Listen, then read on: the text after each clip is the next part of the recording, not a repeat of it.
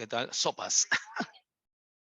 Ok, listo. Sopas y de pollo. XD. Kick Budowski, medio doble de riesgo, lo máximo. Muy bien, ya la semana pasada estuvimos hablando acerca de la temprana edad moderna. Yo recuerdo, tú recuerdas, todos recordamos que la temprana edad moderna o edad moderna temprana se inició a partir de la caída de Constantinopla, el fin del Imperio Romano de Oriente, o si quieres llamarlo de esta manera, el fin del Imperio Bizantino, debido a la invasión otomana, debido a la invasión de los turcos otomanos. En ese contexto se difunde un movimiento intelectual, académico y literario que vamos a recordar con el nombre de humanismo, y ese movimiento académico, intelectual y literario humanista, basado en el antropocentrismo y que planteaba el estudio de los autores clásicos para una mejor comprensión, un mejor entendimiento de lo que era la sociedad y la civilización del ser humano. Este humanismo es el que va a fomentar, a su vez, el desarrollo de un gran movimiento artístico y cultural que vamos a recordar con el nombre de Renacimiento. Claro, Jimena, correcto, humanismo y renacimiento, lo máximo. Mientras el humanismo estudia a los clásicos, el renacimiento imita a los clásicos. ¿De acuerdo? Tengan en cuenta esto, es muy importante. Los humanistas son intelectuales, los renacentistas son básicamente artistas. Hablamos de la arquitectura, de la escultura y la pintura del Renacimiento en Italia. Pero un factor muy importante para el desarrollo del Renacimiento italiano fue el ascenso económico de una burguesía mercantil que enriqueció a ciudades de la talla de Florencia, Milán, Génova, entre otras. ¿De acuerdo? Al mismo tiempo, en esa misma circunstancia, en ese mismo contexto en el cual se desarrolla el humanismo, se desarrolla el Renacimiento, Europa se expande. Hay una serie de expediciones que terminan descubriendo nuevos hitos geográficos y que permiten la creación, la construcción de un mercado internacional. Potencias como Portugal y España van a establecer factorías, van a establecer centros de explotación en las costas africanas, en territorio americano y en la zona asiática. Ah, correcto, Carlos. Sí, no te preocupes, no hay problema. Lo que pasa es que tradicionalmente en la historiografía circunmediterránea, la Edad Media se divide en dos. Voy a ponerlo en el chat. Una alta Edad Media que va del siglo V al siglo XI, ¿correcto? Y una segunda parte que es la denominada Baja Edad Media, que va del siglo XI al siglo XV, cuando se produce la caída de Constantinopla. De la misma forma, también hay una división de la Edad Moderna, sobre todo en la historiografía anglosajona. La Edad Moderna iría desde 1453, siglo XV, la caída de Constantinopla, hasta el año de 1648, año en el cual se produce el fin de la Guerra de los 30 años, y la tardía Edad Moderna iría desde 1648 hasta 1789, año en el cual estalla la Revolución Francesa. Carlos, el medioevo es la Edad Media. El medioevo deriva de medium aevi. Medium aevi es el término latino para señalar Edad Media.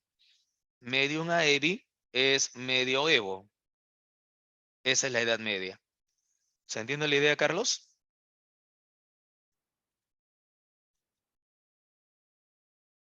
No sé si se entendió. Medioevo es lo mismo que decir Edad Media. ¿Se captó?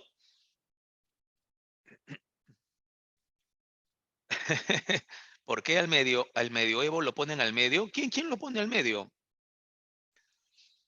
No deberían ponerlo al medio. El medioevo es toda la Edad Media.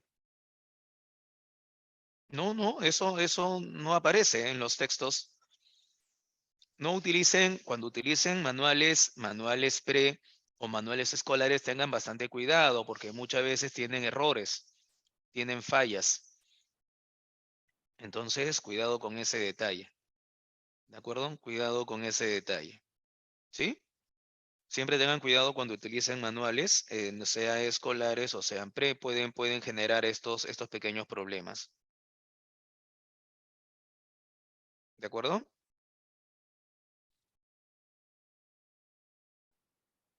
A ver, vamos a ver. Vamos a ver para que no se hagan tantos problemas. A ver, vamos a ver por acá si nosotros utilizamos esto. A ver si lo ponemos acá. Ajá.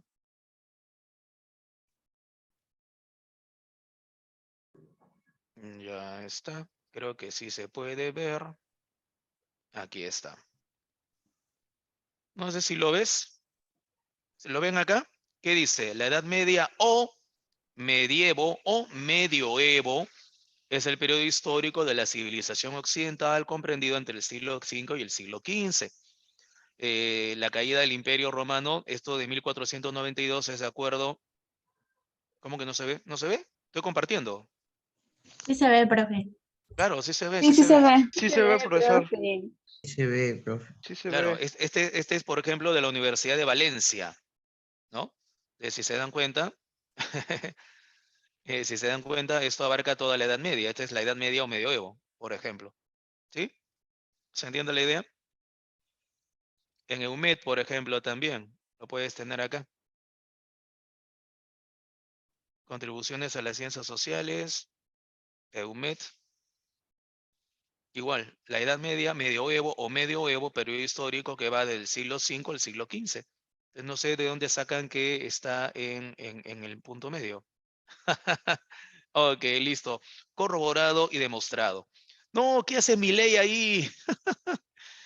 ¿Qué hace Peluca Milei ahí? Ok.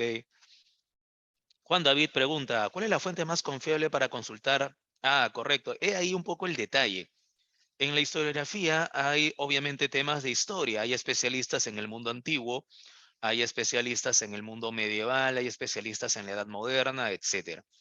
Les voy a poner, por ejemplo, si es mundo antiguo, vamos a ponerlo por acá en el chat.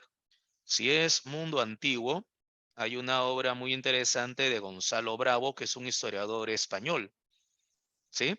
Si es mundo medieval, hay un manual de historia medieval de José Ángel, vamos a ponerlo por acá, Sesma Muñoz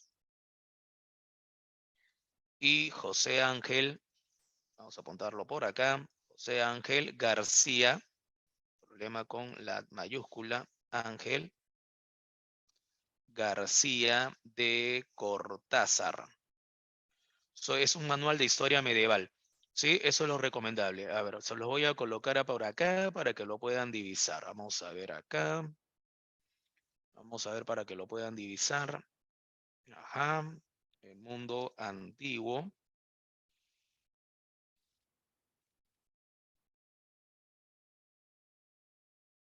Ajá.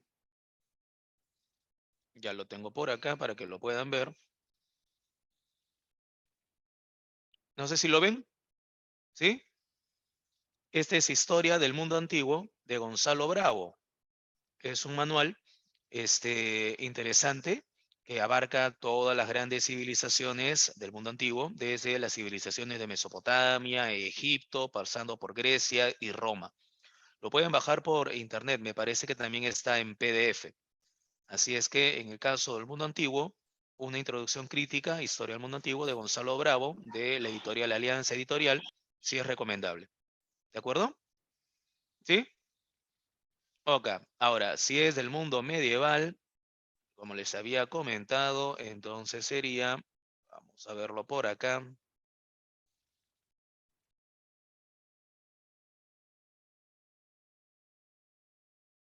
Creo que ya lo tenemos por acá. Ah, aquí está.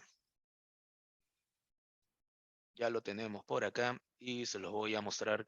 Sí, ahí Norby. Qué palomazón, ¿ah? Ok. XD, XD. Este es el manual de historia medieval que también se los recomiendo. José Ángel García de Cortázar y José Ángel César Muñoz. Esto también lo pueden encontrar en PDF. ¿Sí? Lo pueden encontrar en PDF en la web. Así es que no sé si he respondido a tu pregunta.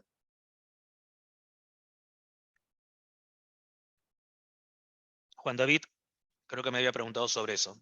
¿Sí? ¿Correcto? Excelente, excelente. Ya está. Muy bien. Listo. Lo máximo. Ahora continuamos. Ese no ríe. Qué malos. Ok, continuamos entonces con el tema correspondiente a esta semana. Listo. Empezamos entonces. Ah, oye, Juan David, ese es del año 2013, ese es del año 2013. Ah, esa es la última, Michael. Correcto, bacán, bacán. Ajá. Ese sí, ese es por la revocatoria, eso de hace años, está con el tío Norby. Lo máximo, lo máximo. Wakanda, Wakanda Forever, Wakanda Forever. No sabíamos, ido al futuro. Ok, listo, vamos a continuar, muchachos, vamos a continuar. Les estaba comentando entonces que habíamos hablado acerca del humanismo, del renacimiento, de la expansión europea a ultramar, y en ese mismo instante se estaba construyendo el Estado moderno. Pero en ese momento de la historia europea, la Iglesia Católica sufre su más importante crisis, que es la llamada Reforma Protestante.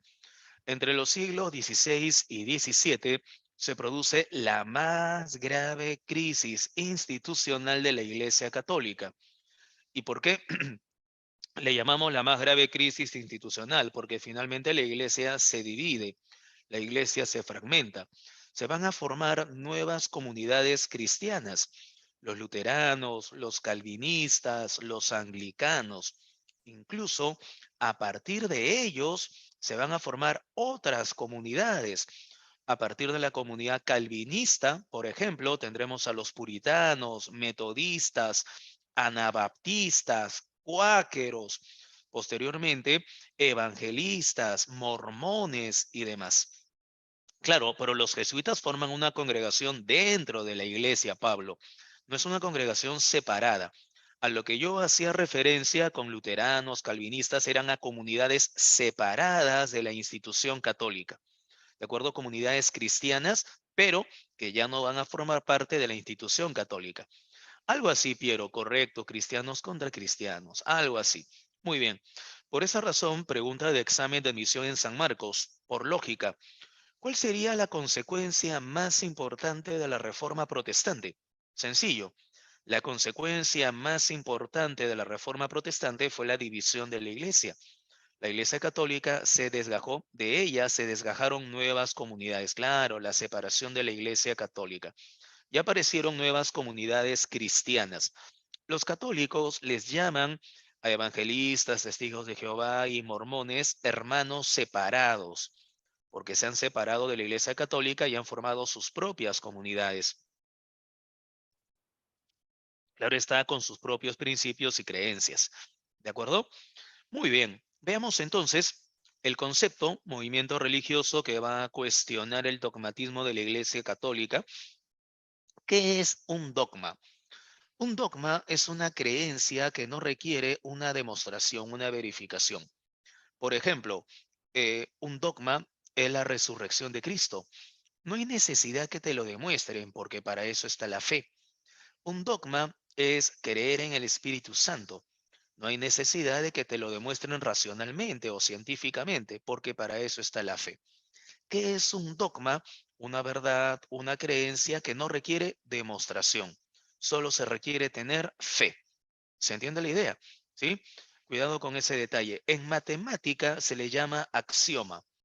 Lo que en la matemática es el axioma, lo que en la ciencia es el axioma, en las religiones es el dogma. Esta reforma protestante, estos movimientos protestantes van a cuestionar los dogmas de la Iglesia Católica. Por ejemplo, la veneración a la Virgen y a los santos. Los católicos veneramos a la Virgen y a los santos. Los protestantes, como se les va a llamar a estas comunidades separadas, no aceptan venerar ni a la Virgen ni a los santos. Ellos justifican de que eso no aparece en el texto bíblico y por lo tanto hacerlo es un pecado. Entonces, este movimiento cuestiona el dogmatismo de la iglesia. pero también cuestiona el ordenamiento eclesiástico. Como toda institución, la iglesia tiene jerarquías. A la cabeza está el Papa, está el Sumo Pontífice, de ahí vienen los cardenales, arzobispos, obispos, vicarios, párrocos, etcétera. Hay un ordenamiento jerárquico. Pablo, sí, cuidado, pero eso no es idolatría. Voy a ponerlo por acá nuevamente en el chat. Una cosa es veneración y otra cosa es idolatría, ¿correcto? La idolatría es un pecado. La veneración es solamente el recordatorio de la importancia que tiene tal o cual precepto a través de una persona. Es decir, la veneración a un santo, digamos a Santa Rosa de Lima, no establece el culto o la idolatría o convertir a Santa Rosa en el ídolo.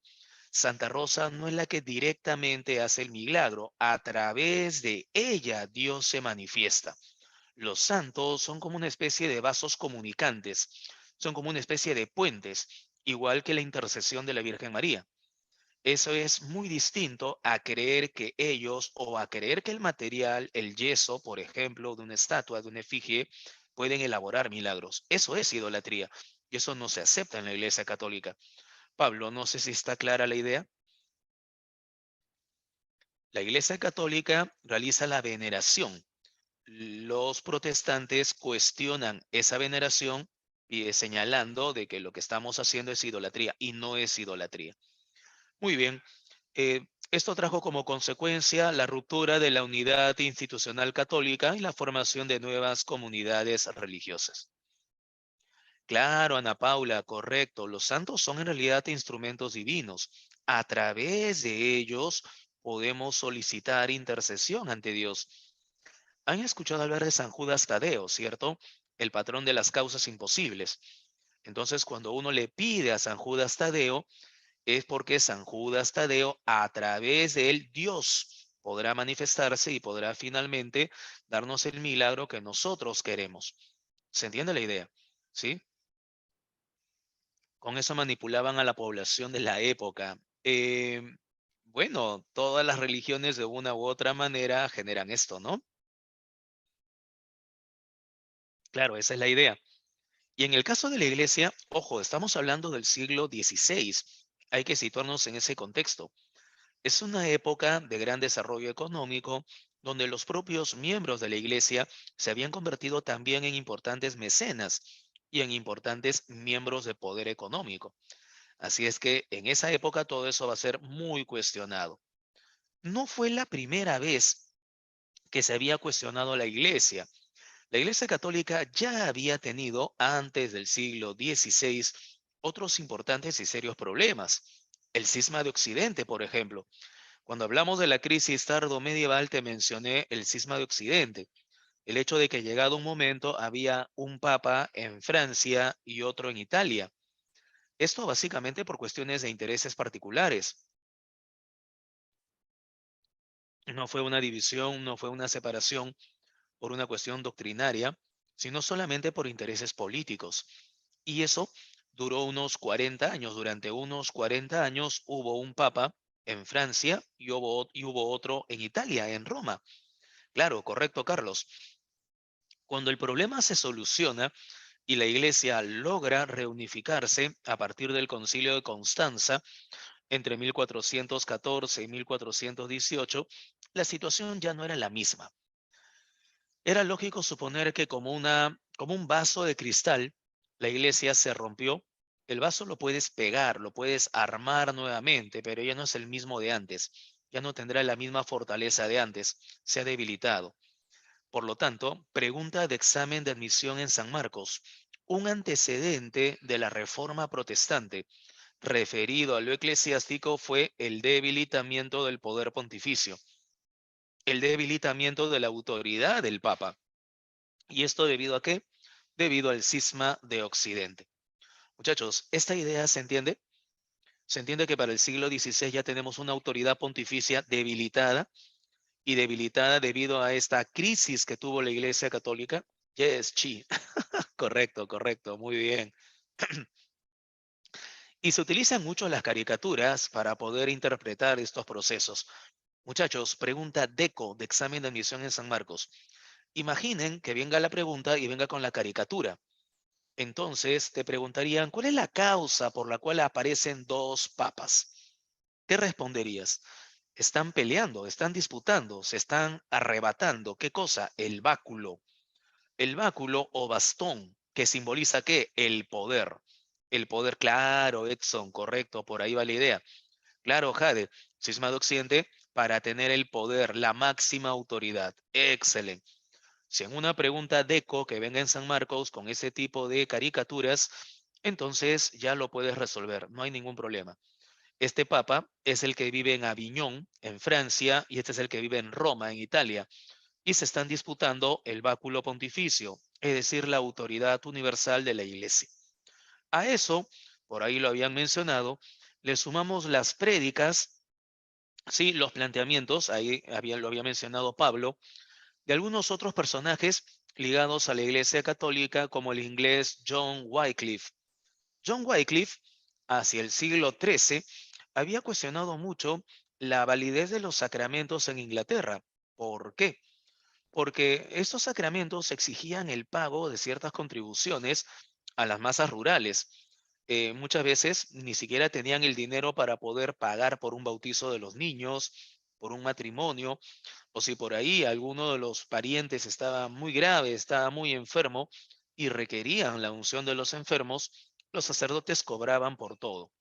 Si por ahí mamá estaba enferma y no podía asistir a misa y le pedías a un sacerdote que le llevara la comunión, que le llevara la Eucaristía, te cobraban por eso. Para el bautismo te cobraban por eso. Para la confesión te cobraban por eso. Entonces, para Wycliffe, una de las razones del por qué la gente se había alejado de la iglesia era precisamente por los principios de la iglesia. En este caso, los sacramentos, la corrupción del clero, correcto, Jimena. Wycliffe plantea la nulidad de los sacramentos, que ya no existan los sacramentos. Eso permitirá que la gente se mantenga dentro del redil.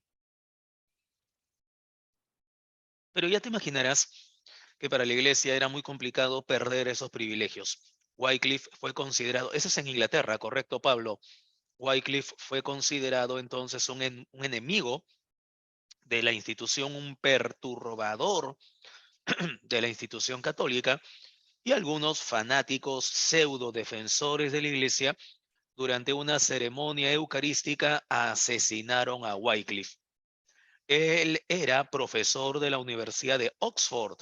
Por lo tanto, sus alumnos, sus estudiantes, empezaron entonces a difundir sus ideas.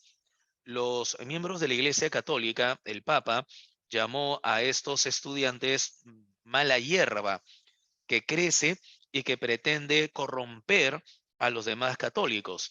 Por esa razón se les conocerá con el apelativo de Lollards, o si quieres llamarlos Lolardos. Claro, Jimena, fueron perseguidos. Los estudiantes, discípulos, alumnos del maestro Wycliffe serán llamados Lollards o Lolardos, que se puede traducir como una especie de mala hierba, y los consideraban de esa manera y fueron perseguidos. Algo así, Alison, correcto, muy bien. Pero a la par de Wycliffe, en Inglaterra, destacó la figura de Jan Hus. Jan Hus, si quieres llamarlo de esa manera, en Bohemia. Bohemia es una región de la actual República de Chequia. No, República de Chequia, lo que antes era Checoslovaquia. Lo que antes era Checoslovaquia. ¿De acuerdo? Y ahí Hus empieza a predicar. No solamente planteaba la nulidad de los sacramentos, sino desautorizaba al Papa, señalando, salud, señalando que son los concilios, alguien está con el micro prendido, encendido por ahí, por favor, si lo puede apagar, ¿sí? Alguien, Haas, no solamente planteaba la nulidad de los sacramentos, sino también fustigaba a la autoridad eclesiástica, señalando que son los concilios, ¿sí? Sopas y de pollo todavía, señalando que son los concilios los que deberían de generar los objetivos que la Iglesia Católica debería de cumplir. Cuando la iglesia se entera de estas críticas, dijeron, ¿qué? ¿Has? ¿Tú nos estás cuestionando? A ver, tú vives en Bohemia, Checoslovaquia, Europa Oriental. Ven a Constanza, a Suiza, donde nos estamos reuniendo. para que puedas decirnos en nuestra cara pelada lo que estás señalando. Haas dijo, no, me quieren tender una trampa, no voy a ir porque seguramente me quieren apresar. No, tranquilo, Jan Haas, tranquilo, te vamos a dar un salvoconducto. Correcto, Piero, it's a trap, ¿no? Como la película de Star Wars, El regreso del Jedi. No sé si han visto, it's a trap, es una trampa. Correcto, muy bien, XD. Muy bien. Y le dijeron, te vamos a dar un salvoconducto. O sea, vamos a avalar y a asegurar que no te pase nada. Y bueno, Jan Haas confió. Fue al concilio de Constanza, la zanahoria, correcto. Sí, fue. Y en el concilio lo apresan y lo condenan. Lo condenan a la hoguera. En esta época, fines de la Edad Media e inicios de la Edad Moderna, la hoguera era interesante. ¿Por qué? Porque la preocupación de la Iglesia Católica era salvar tu alma.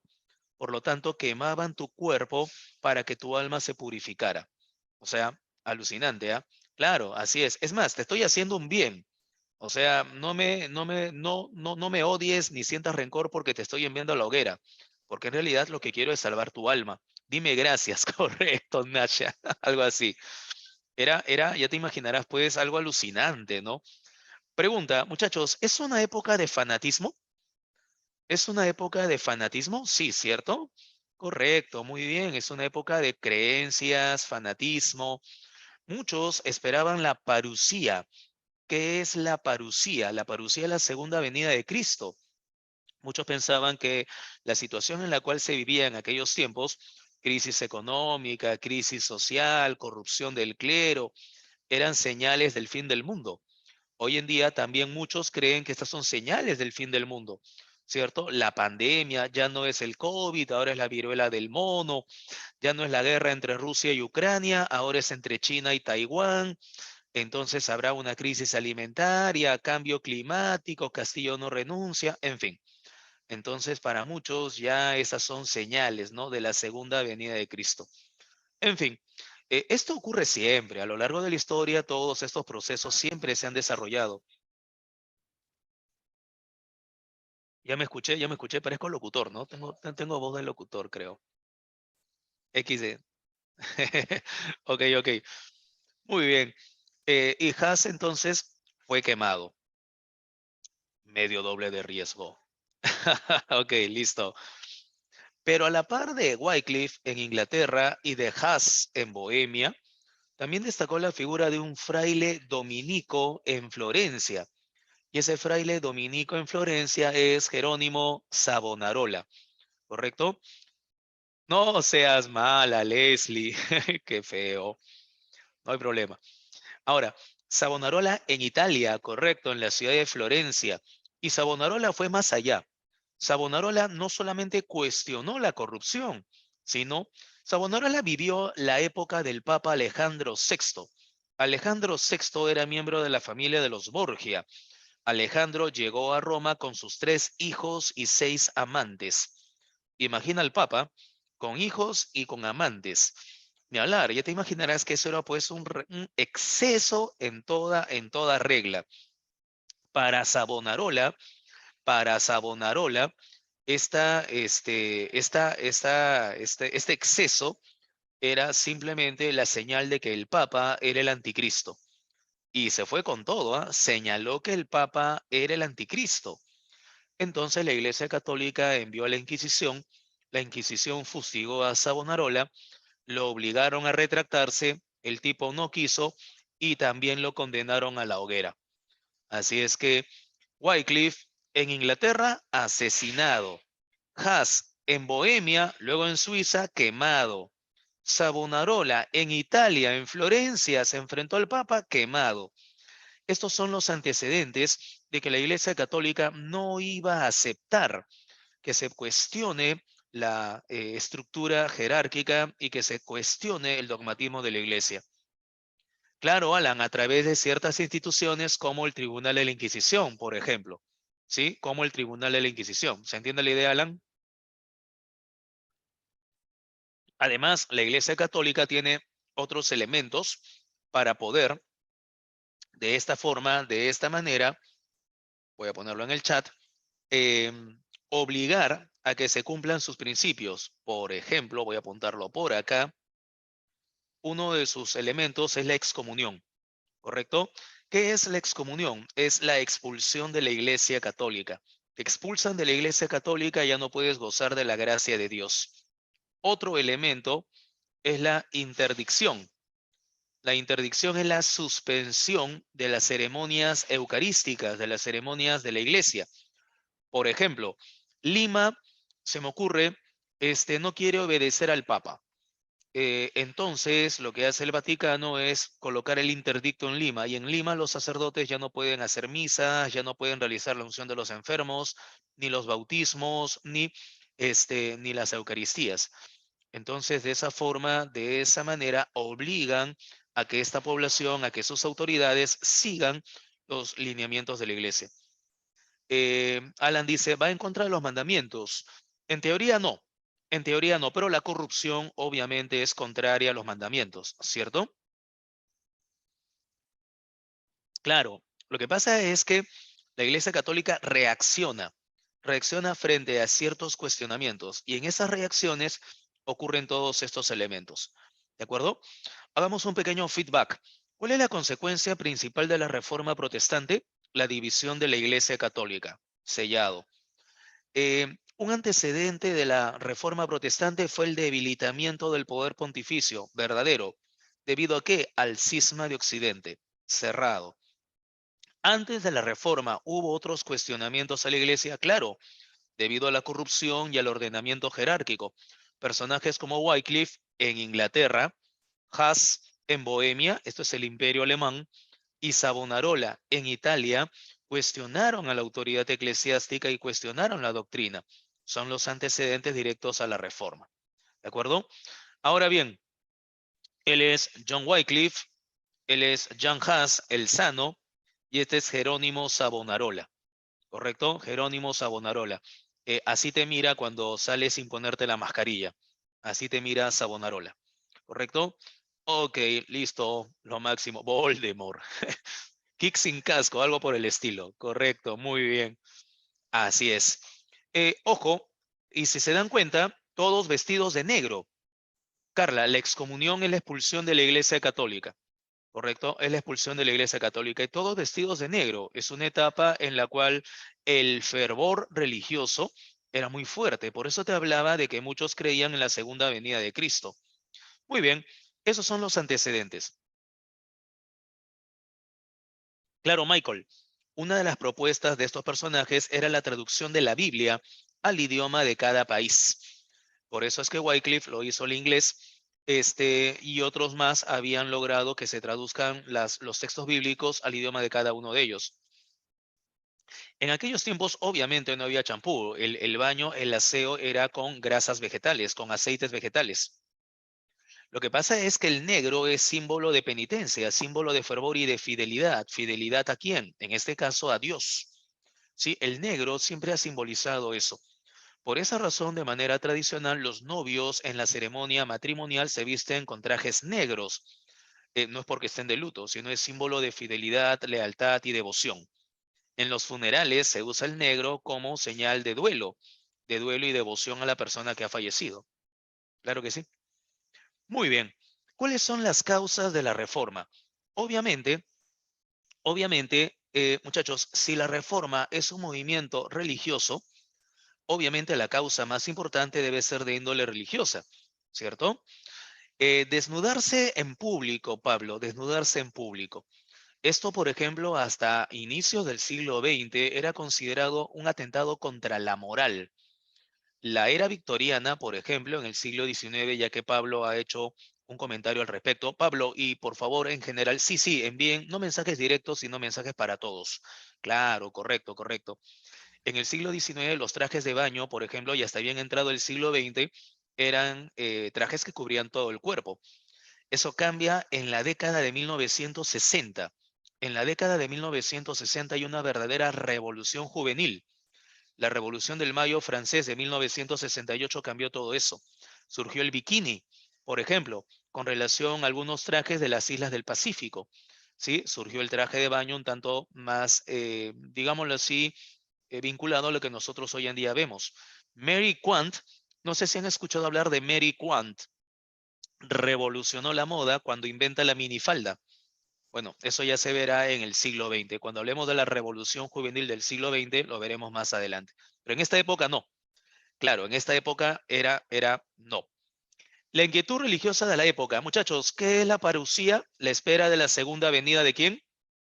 De Jesús, ¿cierto? La espera de la segunda venida de Cristo. Correcto, correcto, muy bien. A esta inquietud religiosa de la época, el miedo a perder el alma, le agregamos el pensamiento crítico humanista. Es ahí donde destaca la figura de Erasmo de Rotterdam. Erasmo de Rotterdam fue el máximo representante del pensamiento humanista. Erasmo era sacerdote de la congregación de los agustinos.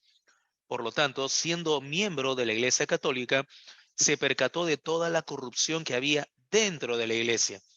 Lo que pretendía Erasmo era un cambio, una reforma al interior de la Iglesia. Por esa razón, las obras, los textos escritos por Erasmo de Rotterdam como Elogio de la Locura van a ser muy utilizados por otros sacerdotes como Martín Lutero. De esta manera, Martín Lutero y Erasmo de Rotterdam tuvieron una cierta comunicación. Cuando Martín Lutero se separó de la Iglesia Católica, Erasmo de Rotterdam cortó todo vínculo con Lutero. Erasmo quería un cambio, Erasmo quería una reforma, pero Erasmo no quería la división de la Iglesia Católica. ¿De acuerdo?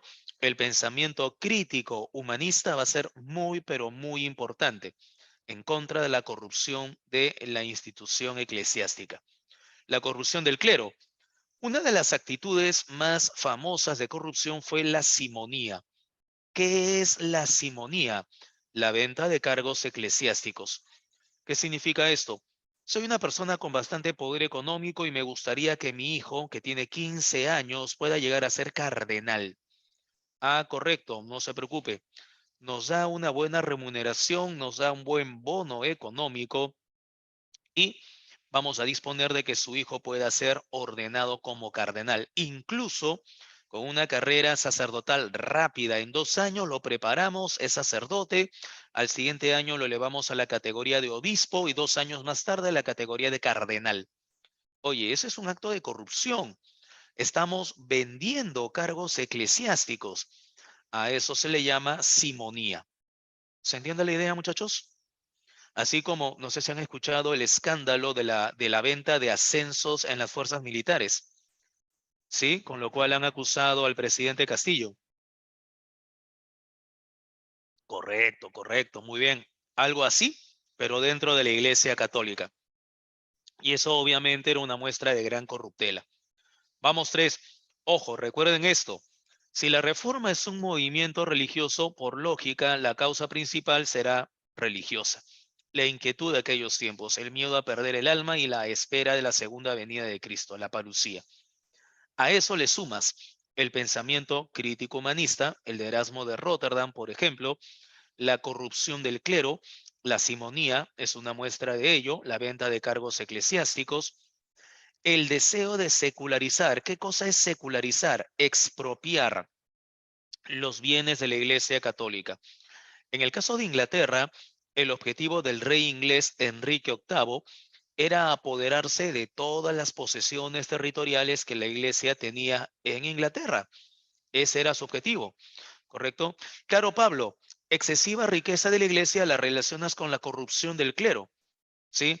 No hay una vinculación entre lo que la Iglesia te dice, pobreza de espíritu y pobreza material, y la Iglesia que es una institución bastante rica, bastante poderosa. Por un lado te decían, sé pobre de espíritu, bienaventurados los pobres, pero los obispos y los cardenales vivían como si fuesen grandes príncipes. Correcto, muchos de estos príncipes querían apoderarse de los bienes de la iglesia y aprovecharon la reforma para hacerlo. Ese es el deseo de secularizar, expropiar los bienes de la iglesia. A eso le añadimos el ascenso económico de la burguesía mercantil. una burguesía enriquecida, pero que buscaba una justificación para su riqueza. Muchachos, por sus grandes conocimientos de catequesis, los cuales son bastante amplios, ustedes deben recordar que Jesús enseñaba por medio de parábolas. ¿Recuerdan eso? ¿Eso lo ven en el Nuevo Testamento? Sí, correcto. Excelente, lo ven en los Evangelios. En alguna de estas hablaba, por ejemplo, de la parábola del joven rico. No sé si la recuerdan. Un joven rico se aproxima a Jesús y le dice, Maestro, quiero seguirte. ¿Qué le responde Jesús? Bueno, anda a tu casa, vende tus propiedades, repártela entre los pobres y luego de ello ven y sígueme. Y el joven se entristeció. Correcto, muy bien, Carla Sofía, correcto. Se entristeció porque no quería dejar sus riquezas. Correcto, Jade, muy bien. Entonces, ya te imaginarás que la burguesía mercantil de esta época, siglo XVI, muy rica, muy poderosa, pensaba y tenía miedo. Si soy tan rico, entonces eso significa que estoy condenado. Necesito justificar mi riqueza. ¿Cómo puedo justificar mi riqueza? Y es ahí donde entra a tallar el calvinismo. Juan Calvino, Jean Calvin, reformador, un notable abogado y teólogo francés, habló acerca de la predestinación. Para Juan Calvino y para los calvinistas, todos estamos predestinados. Muchachos, 2 veces pregunta de examen de admisión en San Marcos. ¿Cuál es la característica principal o la creencia principal del calvinismo? La predestinación. Bueno, sí, Pablo era uno de los más radicales, era uno de los más, digámoslo así, cuadriculados, por cierto.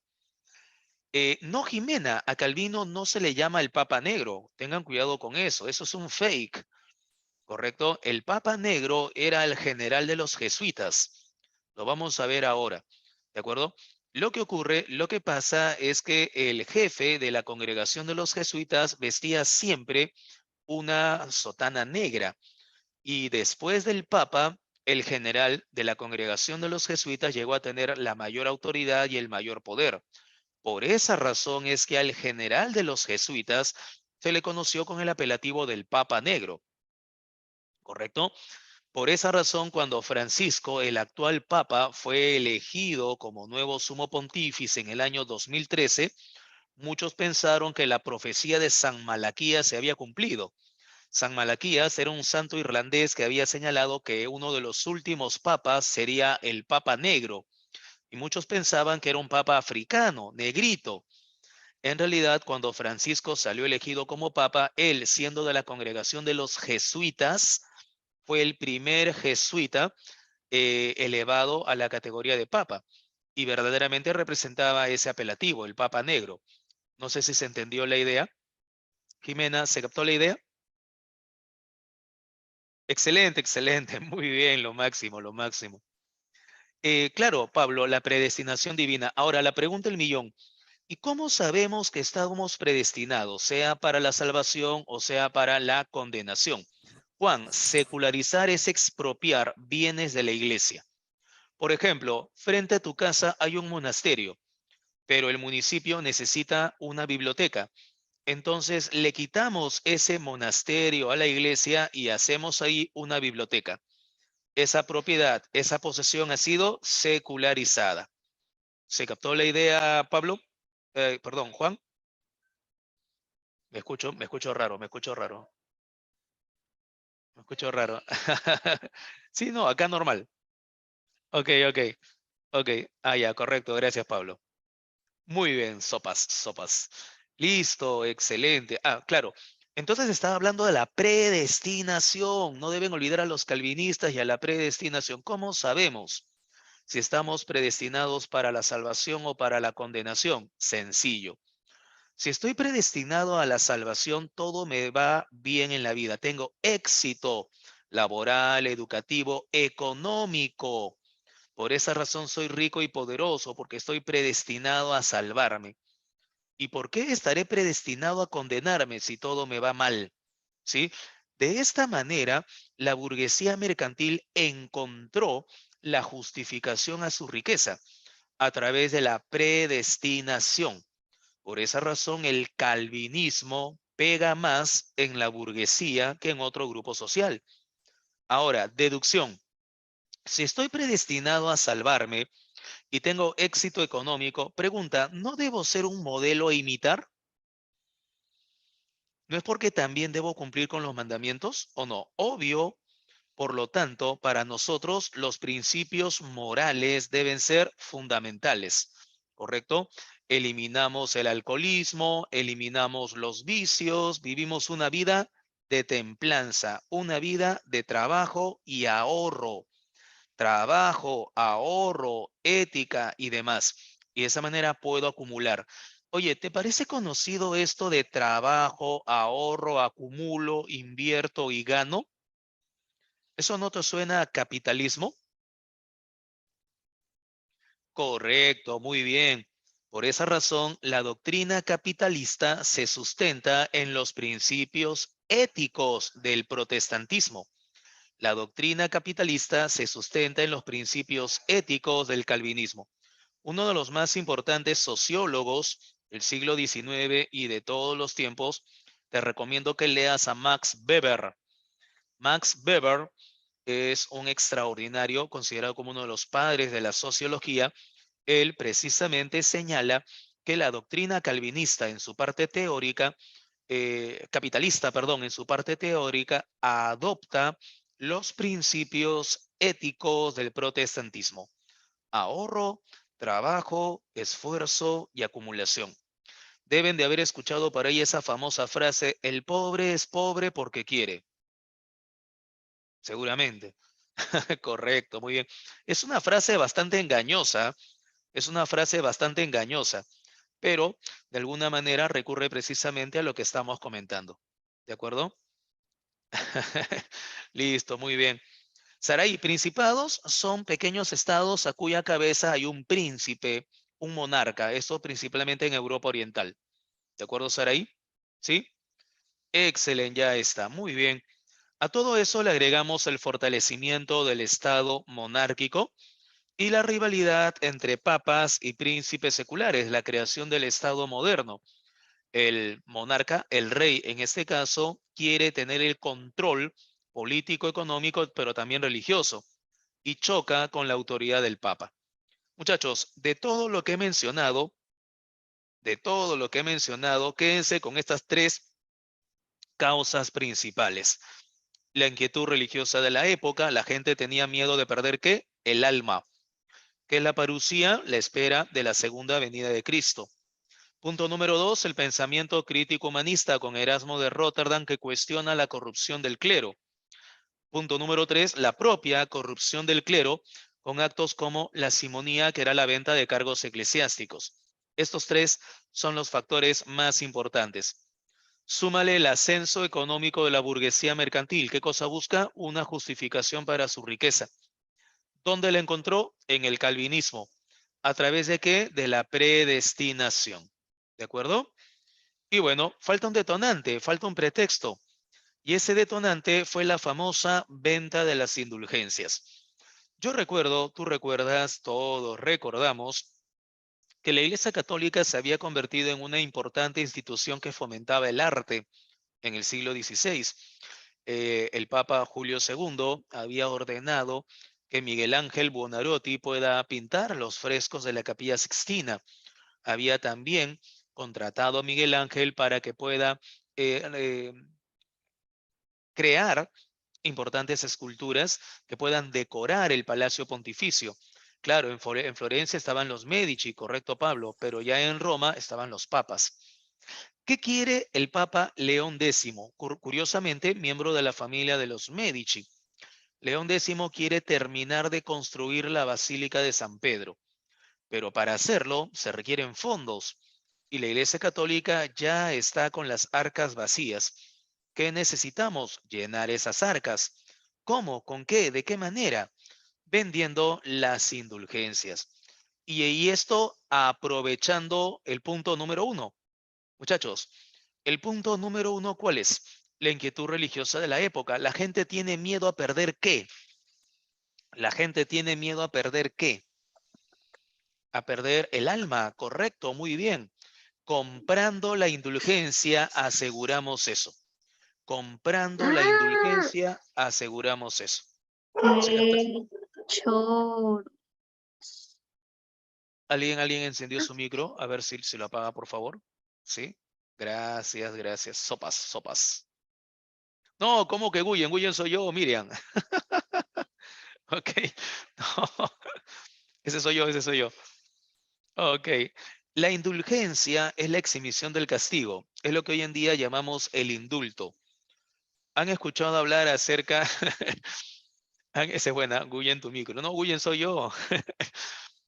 Entonces, Fujimori, ustedes saben que Fujimori, el ex dictador del Perú, está preso, ¿cierto? Y durante todos estos años, ¿qué ha buscado? La indulgencia. ¿Qué ha buscado? El indulto, el salir libre. No el perdón, Alan, porque no ha pedido perdón por sus crímenes. Simplemente ya no seguir preso. ¿Se entiende la idea? Usted, a ver, un ratito. Si yo quiero, siendo católico, que Dios me perdone, para eso está la confesión, el sacramento de la reconciliación. Ustedes saben que hay un sacramento llamado reconciliación. La primera parte de este sacramento llamado de la reconciliación es el acto de contrición, el reconocer tus faltas. Sí, he pecado, he hecho esto, ya no puedo hacerlo, ya no debo hacerlo, ya no debo patear el último penal. Sí, ese es el acto de contrición. Luego del acto de contrición viene la confesión y después de la confesión viene la penitencia. Estos tres pasos, acto de contrición, confesión y penitencia, forman parte del sacramento de la reconciliación. ¿Se entiende la idea? Correcto, Ana Paula. Entonces, solo así me perdonan el pecado. Lo que es la indulgencia es la exhibición del castigo. Es decir, ya no te vas a ir al infierno. La exhibición de la penitencia. ¿Ustedes han confesado en alguna ocasión? Supongo que sí, ¿cierto? Correcto, muy bien. Y normalmente el sacerdote, ¿qué le dice? Ok, 10 Padres Nuestros, 5 Ave Marías. ¿Correcto? Si el pecado es muy grande, si el pecado es muy grave, ok, entonces haz una donación, haz esto, haz lo otro, en fin. Lo que hace la indulgencia es evitar eso. Lo que hace la indulgencia es el indulto, es la exhibición del castigo. Ya no te vas al infierno, te vas al purgatorio. Y si estás en el purgatorio, te vas al cielo. ¿Qué has asegurado? Salvar el alma. Con la indulgencia has asegurado que tu alma ya no se vaya al infierno. Correcto, pay to win, correcto, Piero, excelente. Claro, Leslie. Entonces, ya, pero ojo, las indulgencias siempre se han otorgado, ¿ah? Por ejemplo, imagina a un miembro de la familia de los Medici, concéntrese, no escriban nada en el chat, no escriban nada todavía, no escriban nada, concéntrense en lo que les voy a mencionar. Imagínense a un miembro de la familia de los Medici que haya construido un albergue para niños huérfanos y que albergue a 200 niños huérfanos y que él los mantenga con su dinero.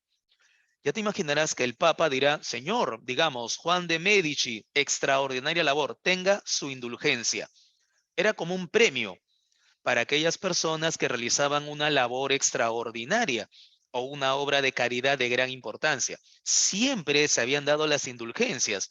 Tengo dinero, correcto, su santidad, no se preocupe, yo aporto para terminar de construir tal catedral. Excelente, señor, gracias por su aporte, tenga su indulgencia. Era una especie de premio. Así es que la indulgencia en sí misma no era el problema. El problema fue que ahora se mercantilizó. ¿Qué significa esto? Se vendió al mejor postor. O sea que ahora todos podían comprar. Claro, ese fue el escándalo. Eso fue lo escandaloso. La mercantilización de las indulgencias. ¿Correcto? No sé si se entiende la diferencia, muchachos. Una cosa es que se otorgue de manera excepcional como una especie de premio para aquel buen cristiano y otra cosa es que ahora se venda como si fuese fruta, o sea, la mercantilización de las indulgencias. Eso fue lo escandaloso. ¿Quiénes apoyaron? Estos son los frailes dominicos. Personas pobres podían pagar e inmediatamente le otorgaban su indulgencia. Y el que incitó todo esto fue el Papa León X. Pablo, no, el purgatorio es como la parte previa, ¿sí? A la entrada al paraíso, a la entrada al cielo, no es el infierno. El purgatorio es una zona de espera en la cual las almas que han muerto sin confesión podrán entonces purgar sus culpas y una vez hecho esto pasarán al paraíso. Correcto, correcto. Con ello liberan sus pecados. Así es. Así es, correcto, muchachos. Ya lo entendieron. Entonces, eso fue lo escandaloso. Pregunta de dato. ¿Qué papa ordenó la mercantilización de las indulgencias? León X, que está acá. Correcto. ¿Para qué quería dinero? Para terminar de construir la Basílica de San Pedro. Listo, ya está sencillo. ¿Quiénes lo apoyaron? Los frailes dominicos, así como Alberto de Brandenburgo y los banqueros Feuer. Acá también vino el problema. Muchachos, los banqueros ganan porque ganan. Me explico mejor. Un banquero cuando invierte nunca pierde. O mejor dicho, un banquero nunca dona, invierte. ¿Se entiende la idea? Los banqueros Feuer, imagínate, le dijeron al Papa, Su Santidad, ¿cuánto piensa recaudar acá en Alemania por las indulgencias? Bueno, hemos calculado 2 millones de escudos. Ok, tenga 3 y yo me encargo. Ya te imaginarás que los Feuer vendieron las indulgencias y ganaron no los 3, sino 5, 6 o 10 millones. ¿Se entiende la idea? Eso fue lo escandaloso, la mercantilización de las indulgencias. Y ante esta situación escandalosa, entonces este es Johann Tetzel, el mercader de las indulgencias, y ante ese escándalo surge la figura de este señor. No lo debes olvidar. ¿Quién es? Martín Lutero. Martín Lutero, claro. Martín Lutero es de la congregación de los agustinos, la misma congregación a la cual pertenecía Erasmo de Rotterdam. Martín Lutero era sacerdote alemán. Él había estudiado para derecho, quería ser abogado, pero cuenta la tradición que cuando estaba retornando a la universidad, una tormenta lo sorprende en un bosque y el tipo tenía miedo de morir. Cuenta la tradición que Martín Lutero le pidió a Santa Ana, la patrona de los mineros, su padre era minero, que por favor lo protegiera. Correcto, Ana Paula, sí, así es. Pura, casta inmaculada. Así es, impoluta, incólume como vos. Entonces, Santa Ana, patrona de los mineros, lo cuida, lo protege. La promesa de Martín era, si tú me cuidas y me proteges, entonces dejo los estudios de derecho y me vuelvo sacerdote. Retornó vivito y coleando y cumplió con su promesa. Dejó los estudios de derecho y se volvió sacerdote. Muchas de estas historias obviamente pueden resultar en algunas ocasiones hasta anecdóticas, pero resultan curiosas. Ustedes ven la historia del Papa Francisco, cómo es que él se convierte, o mejor dicho, acepta su vocación sacerdotal porque él estuvo a punto de casarse. Él estuvo a punto de contraer matrimonio. El actual Papa Francisco, por ejemplo, y cómo logró finalmente un mensaje de Dios para que se transformara o para que accediera, mejor dicho, al sacerdocio. Hay este tipo de anécdotas que siempre ocurren. Bueno, Martín Lutero viaja a Roma, se da cuenta de lo que está ocurriendo con la iglesia y cuando se produce la venta de las indulgencias decide actuar.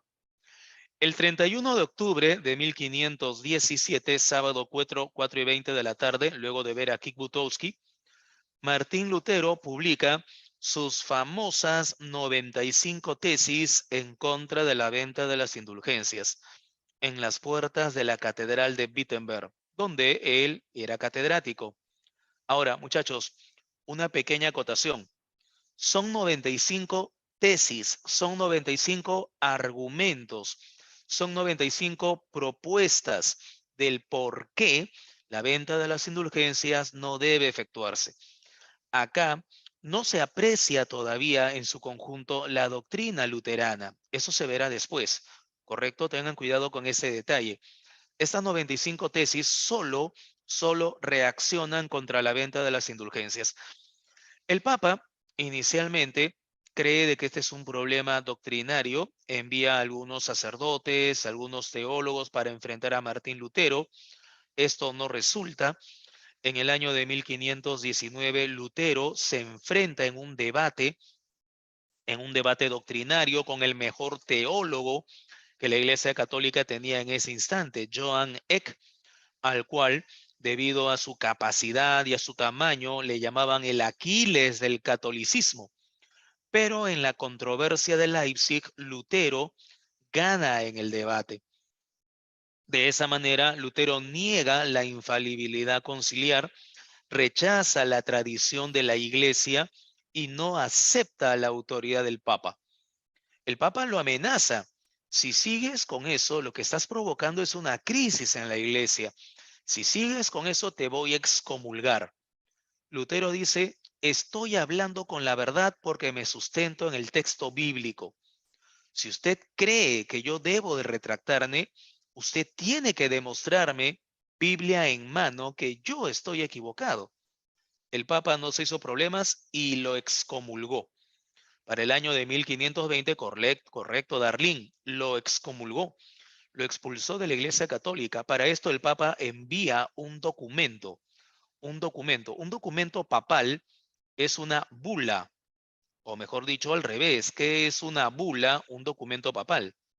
La bula exurge, voy a apuntarlo acá en el chat, la bula exurge domine, conocida como la bula de los muertos, fue el documento por el cual el Papa excomulgó a Martín Lutero. ¿Sabe lo que hizo Lutero cuando recibe el documento?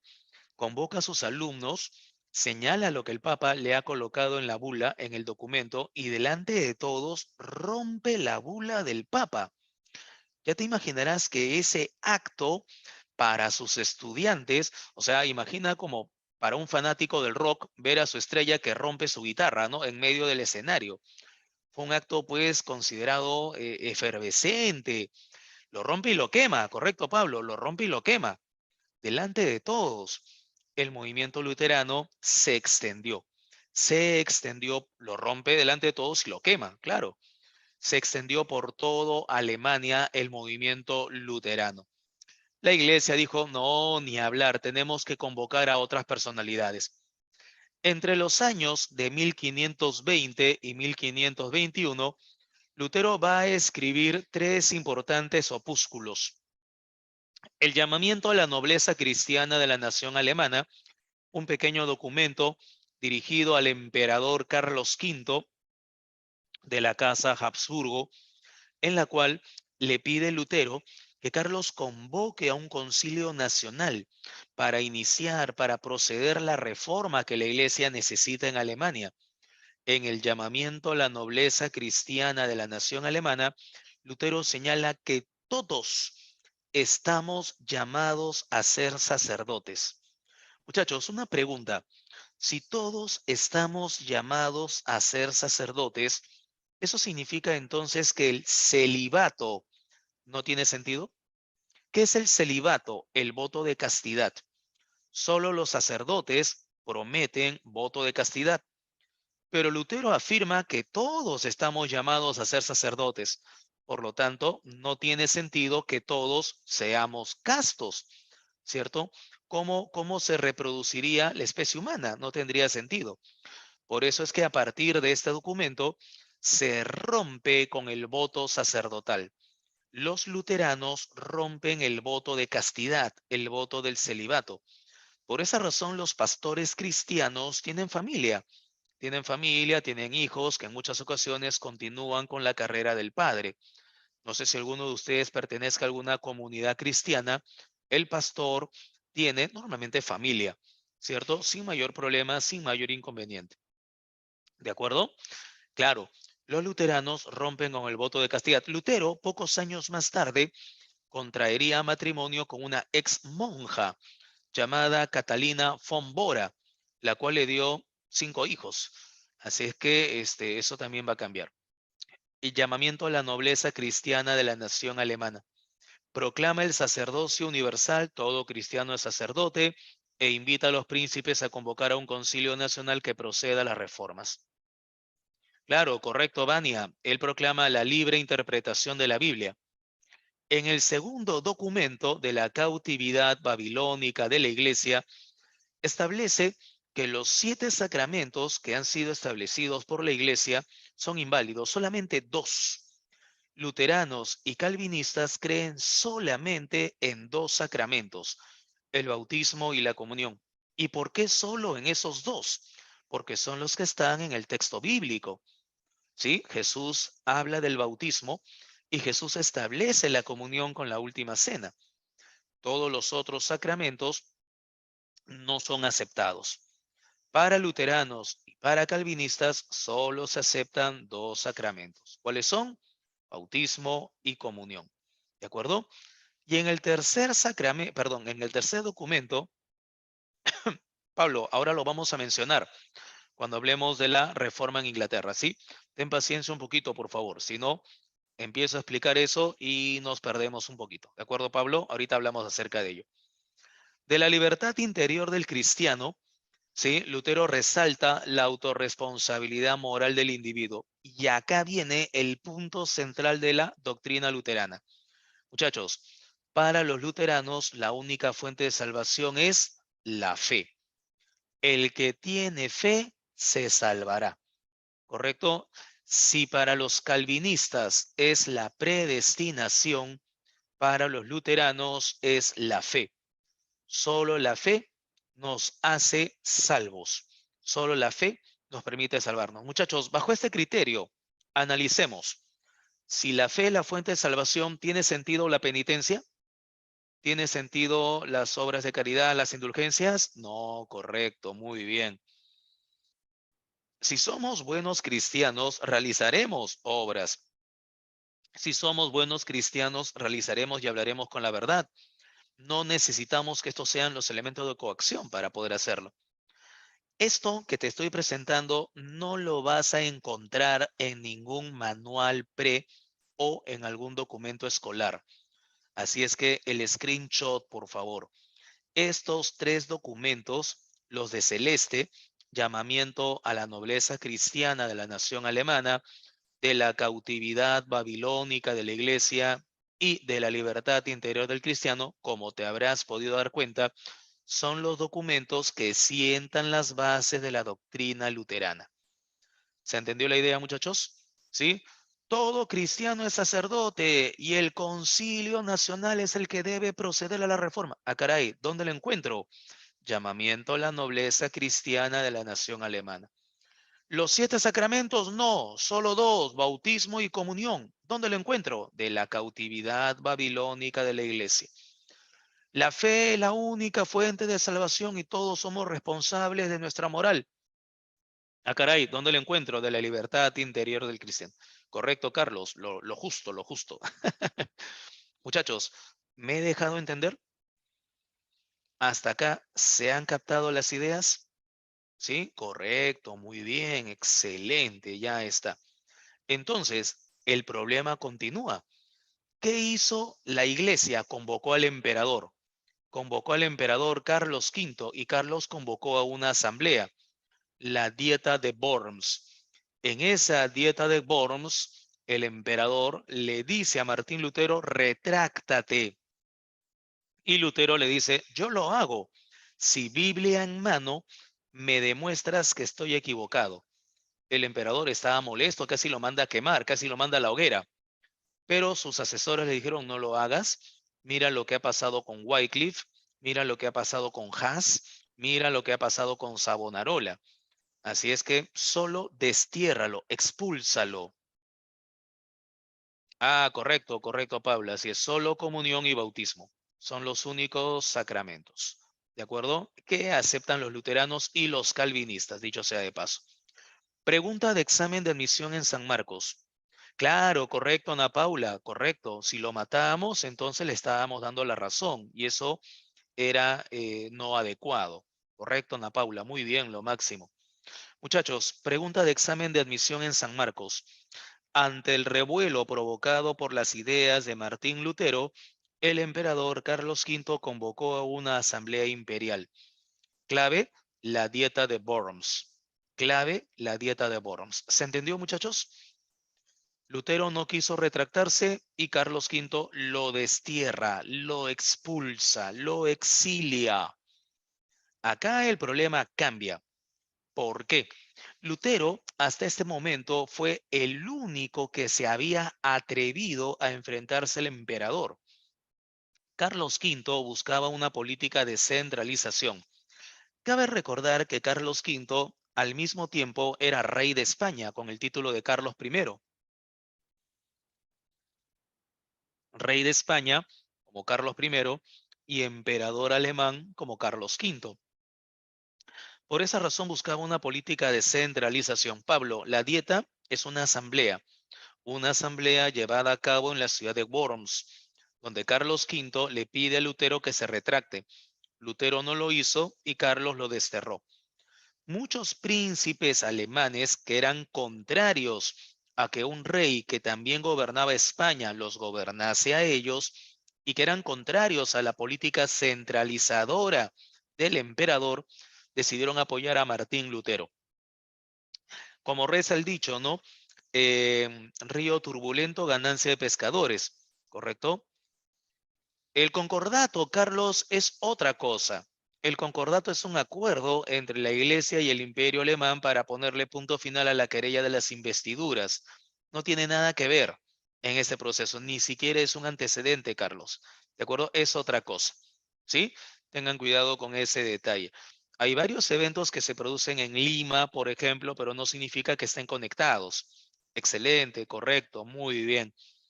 Entonces, en la dieta de Worms, Carlos decide desterrar a Martín Lutero y ordena quemar sus escritos, desterrando al monje rebelde. Ante esta situación, un príncipe alemán, contrario a la política de Carlos, decide apoyar a Martín Lutero. Federico III de Sajonia, llamado el Sabio, decide proteger a Martín Lutero. Y Lutero, en el castillo de Wartburgo, propiedad de Federico III, se esconde y es ahí donde traduce la Biblia al alemán. Claro, Pablo, Lutero fue perseguido. Obvio, lo desterraron, pero el tipo no quiso irse, se mantuvo en el imperio alemán. ¿Quién lo protegió? Federico III de Sajonia. Lo llevó al castillo de Wartburgo, ahí lo escondió, ahí lo protegió, y en dicho castillo, Lutero tradujo la Biblia al alemán. Ya te imaginarás que en el siglo XIX, cuando el nacionalismo alemán buscaba todos los medios la unificación de Alemania, correcto, gracias a la imprenta, Martín Lutero y la Biblia que él va a traducir se van a convertir en símbolos de la unidad alemana. La Biblia traducida por Martín Lutero es una de las primeras muestras de lo que va a ser la literatura alemana, propiamente. Claro, una literatura religiosa. ¿De acuerdo? Esto motivó a que se produzcan nuevas reuniones. Se van a producir nuevas reuniones. Los campesinos se van a sublevar. Se va a producir la llamada Revuelta de los Campesinos dirigida por Thomas Münzer. Lutero será contrario a esta insurrección y ante esta crítica situación que vivía el Imperio Alemán, Carlos convoca a nuevas asambleas, es decir, nuevas dietas, llevadas a cabo en la ciudad de Speyer, ciudad de Espira. Es en la dieta de Espira de 1529 que Carlos llama a los príncipes luteranos protestantes. Por eso se menciona que a partir de la dieta de Espira, este es el castillo de Espira, es que nace el término protestantismo. En el año de 1530 se produce una última reunión, la llamada Dieta de Augsburgo. Y en esa reunión, la rebelión de los campesinos, Pablo, debido a que, como Lutero proclamaba la libertad como medio para poder alcanzar la salvación, por eso la fe, muchos campesinos utilizaron esa proclama para solicitar y exigir su propia libertad, libertad del yugo de los señores feudales. Por eso la rebelión de los campesinos fue una respuesta a la difusión de la doctrina luterana. Pablo, no sé si está claro. ¿Está clara la idea? ¿Sí? No, se enfrentaron contra los príncipes alemanes que eran grandes señores feudales en Alemania. Los campesinos querían su libertad de esos príncipes. Y los príncipes terminaron aplastando esa rebelión de campesinos. Hubo más de 30.000 muertos. Claro, solamente fue en Alemania, fue una insurrección popular. Excelente. En esta última reunión, en esta última dieta llevada a cabo en Augsburgo, no asiste Lutero, recuerda que él está desterrado, asiste uno de sus más importantes correligionarios, el señor Felipe Melanchthon. Si te das cuenta, Felipe, ¿qué está llevando? Un pergamino, ¿cierto? Un documento. En ese documento se encuentran todos los principios de la doctrina luterana. Cuando Felipe llega a la dieta de Augsburgo, desenrolla el pergamino y empieza a leer esos principios. Por eso se señala que es en la dieta de Augsburgo donde Felipe confiesa lo que van a ser los principios doctrinarios. La llamada Confesión de Augsburgo de Felipe Melanchthon marca el nacimiento oficial del luteranismo como una doctrina nueva religiosa. Pregunta el millón, ¿qué crees que dirá el emperador? Si no es por las buenas, si el problema no lo solucionamos por las buenas, entonces ¿cómo lo solucionamos? Correcto, por las malas. Guerra contra los protestantes. Se va a producir una guerra religiosa en el Imperio Alemán que durará 24 años. La Liga de Esmalcalda de los príncipes protestantes, correcto, Pablo, guerras de religión, versus contra la Liga de Nuremberg, que era la Liga Católica. Finalmente, terminan venciendo los protestantes y en el año de 1555 se firma la Paz de Augsburgo. Con la firma de la Paz de Augsburgo se va a establecer la libertad de culto en el Imperio Alemán. ¿Qué significa esto? Significa que ahora cada príncipe alemán podrá elegir la religión que mejor le parezca y todos sus súbditos tendrán que acogerse a dicha religión. Me explico mejor. Si el príncipe duque de Brunswick decide ser luterano, entonces todos sus súbditos en Brunswick tendrán que ser luteranos. Si el príncipe de Hesse quiere ser católico, todos sus súbditos tendrán que ser católicos. Muchachos, ¿esta idea se capta? Libertad de culto, libertad de religión en el Imperio Alemán. Excelente, muy bien, ya está, correcto. Triunfo protestante. Lo que pasa, Pablo, es que imagina el Perú, ¿sí? En este caso, ¿quién protege a Lutero? El señor de Arequipa. Y el señor de Arequipa se va a unir al señor de Moquegua, al señor de Tacna, al señor de Puno y forman la Liga Sur del Perú. ¿Contra quiénes? Se enfrentarán contra los católicos del Perú, la Liga del Norte, formada por Tumbes, Piura, la Libertad y Lambayeque. Forman sus respectivos ejércitos y la guerra civil se produce. Pablo, ¿se entendió? Excelente, muy bien. Ya está, lo máximo. Algo así, Jade, correcto. La Civil War en Avengers. El Team Iron Man y el Team Cap. Algo así. Correcto, muy bien. XD, XD. Excelente. Ahora, punto importante. La religión luterana, la nueva religión luterana, se va a difundir desde el Imperio Alemán hacia la parte noreste, hacia la parte nororiental de Europa. Luteranos principalmente en Alemania, en Dinamarca, en Noruega, en Suecia y en los estados bálticos, Lituania, Letonia, Estonia. Es en esos territorios en donde podremos apreciar mejor las comunidades luteranas. ¿De acuerdo? Lo que está de rosadito son las zonas de doctrina calvinista. El calvinismo nació principalmente en Suiza y desde Suiza habrán entonces importantes comunidades calvinistas en Francia, en la zona del Imperio Alemán, claro, desde Ginebra, correcto, Pablo, muy bien, en Escocia y en Países Bajos. Ahora, muchachos, observen Países Bajos, ciudad que destaca Ámsterdam. Esta es una zona de ricos comerciantes, de una burguesía mercantil muy, pero muy poderosa.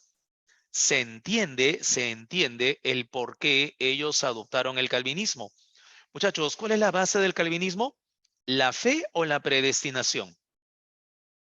Para los calvinistas, ¿cuál va a ser? La predestinación, correcto, muy bien. ¿Y cómo sabemos si estoy predestinado a salvarme? Cuando tengo éxito económico. Se entiende entonces que estos holandeses hayan adoptado el calvinismo, ¿correcto? Si te pasan cosas buenas. Muy bien, muy bien. Claro, sobre todo el éxito económico, ya está. Mientras que el anglicanismo solamente se va a concentrar en Inglaterra. El anglicanismo es solamente una iglesia nacional en Inglaterra. No se va a extender, no se va a difundir. Solo es de Inglaterra. ¿De acuerdo? Muchachos, este es el lago de Zurich. Esto es Ginebra. Conocen Ginebra, supongo, ¿cierto? Conocen Suiza, ¿cierto? Ah, obvio, obvio. Excelente. Muy bien. Ya está. Lo máximo. Muy bien. Excelente. Antes de la llegada de Calvino, correcto, Alex, provecho, excelente. Correcto, Catherine, cada fin de semana. Muy bien, lo máximo, lo máximo. Excelente. Entonces, antes de la llegada de Calvino, en Ginebra se desarrolló en Suiza una reforma de la mano de un tipo llamado Ulrico Zwinglio. Él sentó la base para la reforma que más adelante Calvino establecerá en Suiza. El personaje central es este francés, Juan Calvino, el cual en Francia va a cuestionar a la Iglesia Católica al publicar su institución cristiana. Ya te imaginarás que la publicación de la institución cristiana en un país católico como lo es Francia ocasionó, motivó, generó que Calvino sea perseguido. Por esa razón, Calvino tuvo que salir de Francia y tuvo entonces que llegar a Ginebra, a Suiza. Es en Ginebra donde Calvino hace una carrera política y es elegido burgomaestre. ¿Qué significa burgomaestre? Alcalde, alcalde de Ginebra. Y ya como burgomaestre, Calvino establece un sistema de gobierno llamado el consistorio y una especie de tribunal supremo y eclesiástico llamado el sínodo. Pero nos quedamos con el consistorio, un gobierno de corte teocrático. ¿Qué significa de corte teocrático? Que Dios inspira las decisiones de quienes forman parte del consistorio. Por lo tanto, si Dios influye en nuestras decisiones, muchachos, nuestras decisiones deben ser decisiones que busquen la moralidad de la población. ¿En Ginebra permitiremos bebidas alcohólicas? No.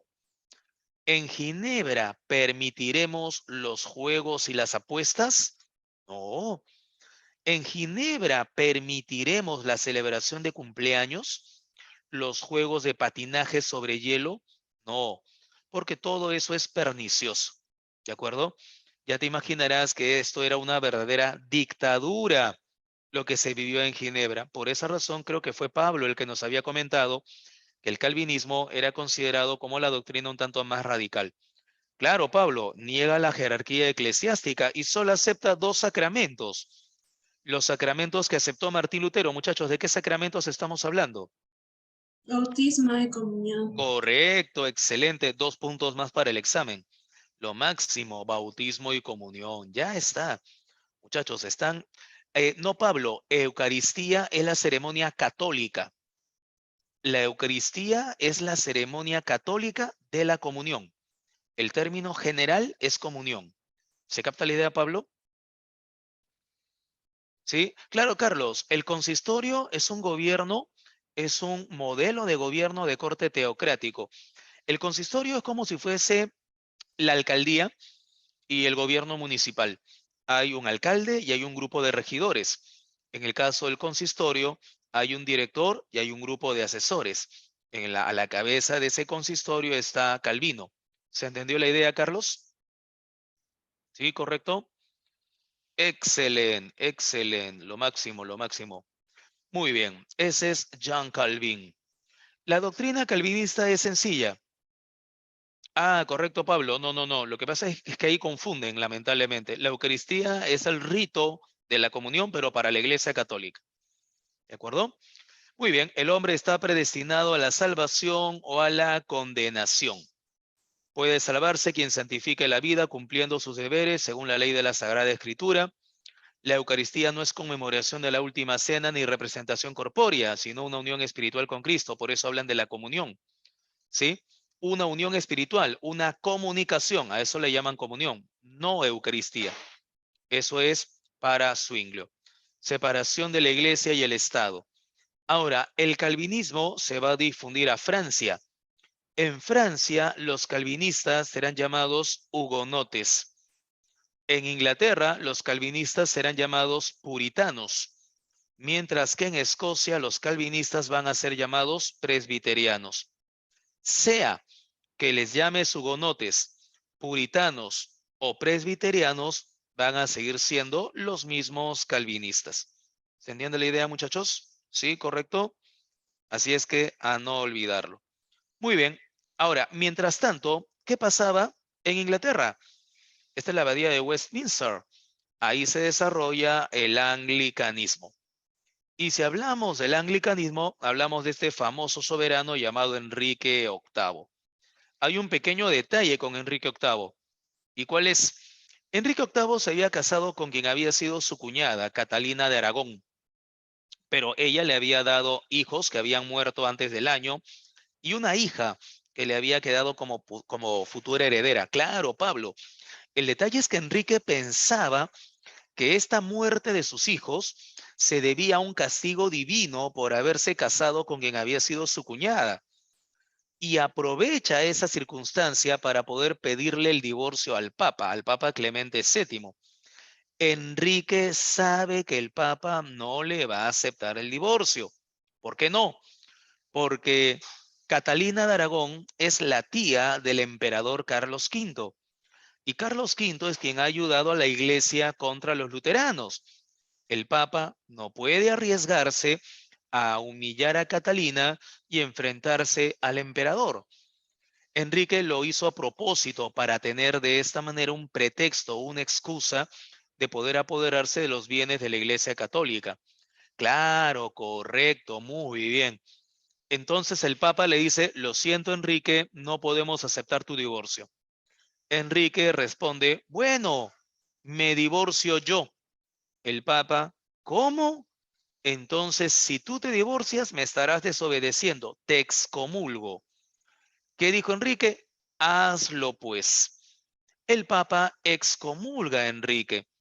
Enrique presenta la excomunión al Parlamento y el Parlamento le dice, Enrique, estamos contigo. Y el Parlamento promulga, no olvides este decreto, el acta de supremacía. Por medio del acta de supremacía, se va a reconocer que la única cabeza de la Iglesia Nacional de Inglaterra sea el rey y no el Papa. Eso era lo que quería Enrique, tener el control de las posesiones de la Iglesia en Inglaterra. Curiosamente, su propio canciller, el humanista Tomás Moro, será quien se oponga a esa decisión de Enrique. Y Enrique, sin miramientos, a pesar de que Tomás Moro era su amigo, lo mandó decapitar. De esta manera aseguraba el control político y religioso de la Iglesia en Inglaterra. ¿De acuerdo? Se divorció de Catalina de Aragón y se casó con Ana Bolena.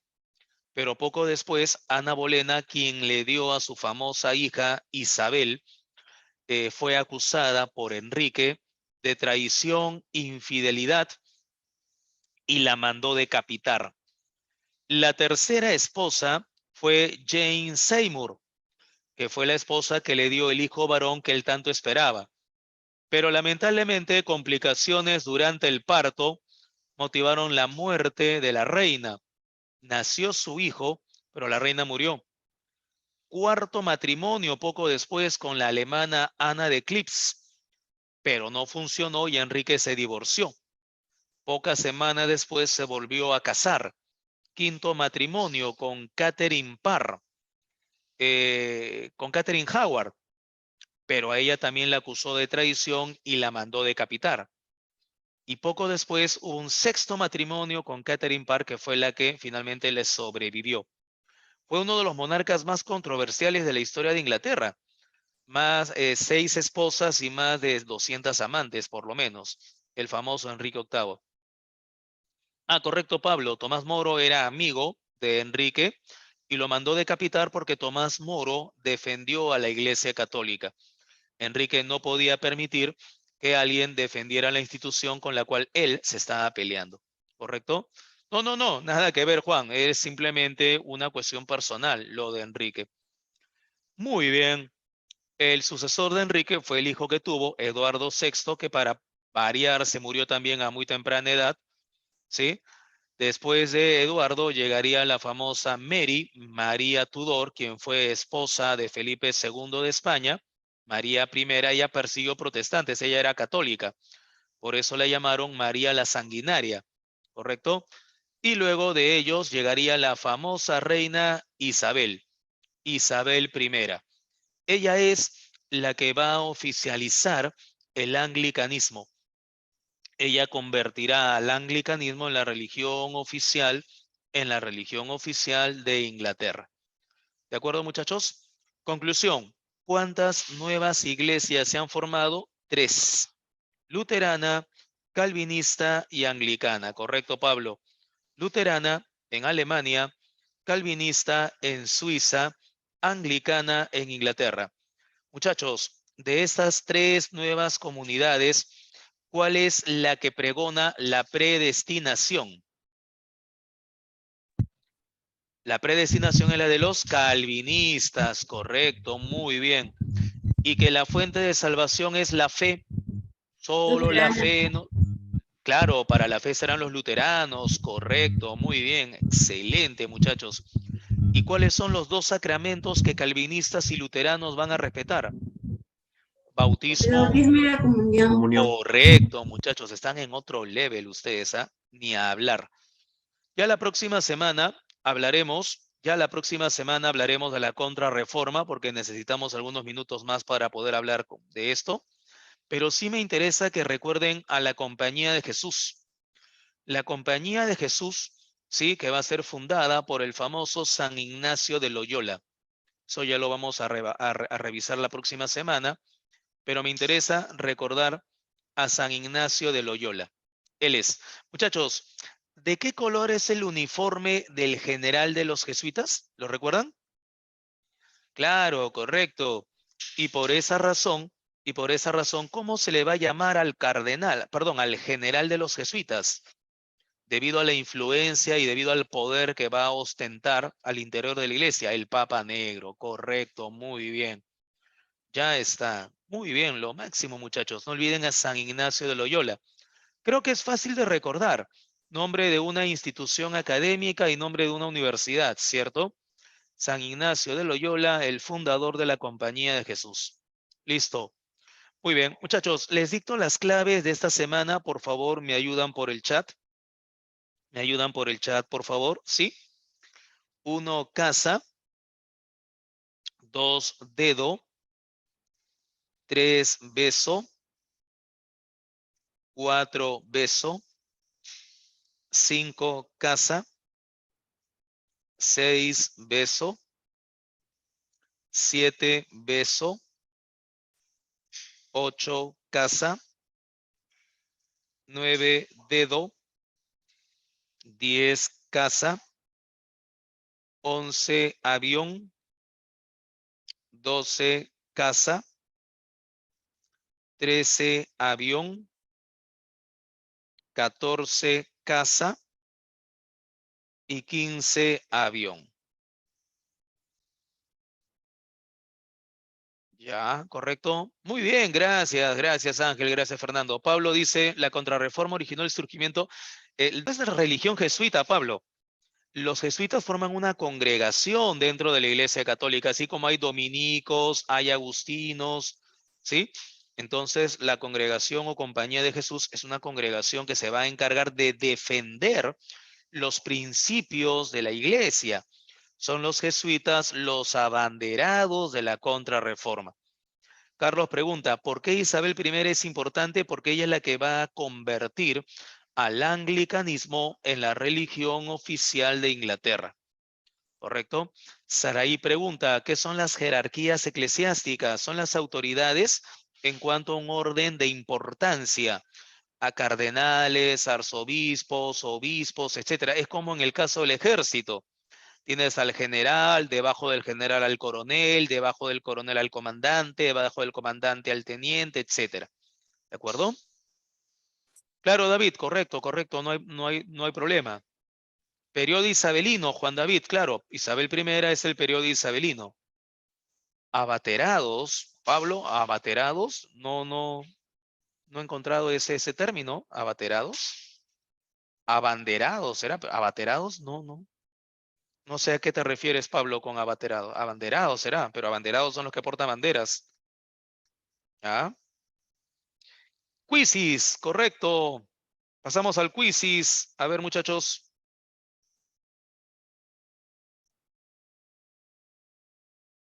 Pasamos al quizzes, correcto. Los jesuitas forman una congregación, Pablo, una congregación religiosa, así como los dominicos, así como los agustinos, forman una nueva congregación dentro de la Iglesia Católica. Listo, como los franciscanos, correcto, muy bien. Listo, muchachos. Vamos con el quizzes. Lo hemos mencionado 45.873 veces. La predestinación. ¿Qué pasó? Hay la salvación por la fe, la reencarnación. Ya la gente está. La abstinencia. Muchachos, la predestinación. La siguiente pregunta. Organización religiosa militar fundada por San Ignacio de Loyola. Lo acabamos de ver. La Compañía de Jesús. Los famosos jesuitas. Creo que hay chicos que ya responden simplemente por responder. Y la última, el calvinismo aceptó solo 2 sacramentos. Sí, acá la clave es bautismo y comunión. Sí, hay un error ahí. Correcto, correcto, muchachos. Ustedes tienen toda la razón. Ustedes siempre tienen la razón. La clave es bautismo y comunión. Claro, 3 de 3, lo máximo. Con esa hacían 100%, ¿cierto? Claro, parece que hubo un lapsus ahí. Ya es del sistema. Lo que pasa es que en el sistema se meten los gremlins, los virus. Debe ser por ahí. Cuídense, muchachos, que pasen un bonito fin de semana. Gracias por su atención. Sopas y de pollo. Nos vemos. Bye, bye. Gracias. Gracias, profesor. Gracias, profesor. Cuídese. Chao, profesor. Gracias, profe, cuídese.